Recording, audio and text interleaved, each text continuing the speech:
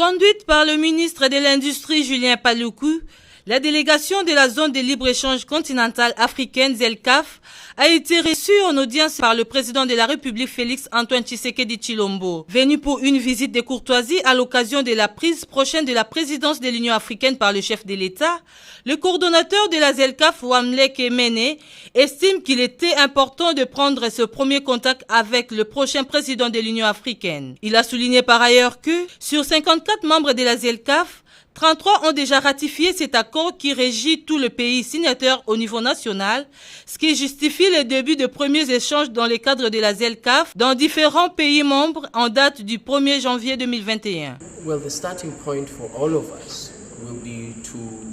Le seul moyen que nous avons maintenant, c'est justement de commencer une mise en œuvre agressive de l'accord, parce que ce sera là le moyen d'y arriver. Ouvrir les frontières pour promouvoir les échanges interafricains, et ce sera cela le moyen, le moteur même du développement et de la relance que nous cherchons.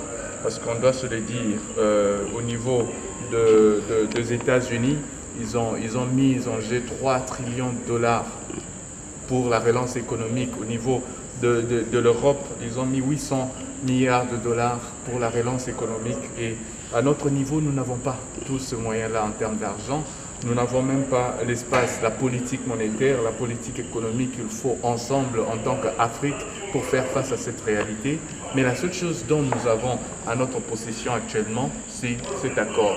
Et en mettant en œuvre cet accord, nous allons avoir un moteur, un moyen qui va nous permettre de relancer l'économie et justement booster également le PIB au niveau de l'Afrique. Avec pour mission de stimuler la croissance économique, réduire la pauvreté et élargir l'inclusion économique, la ZLECAf compte relancer l'économie africaine, par la mise en œuvre de l'accord entre les pays de l'Afrique.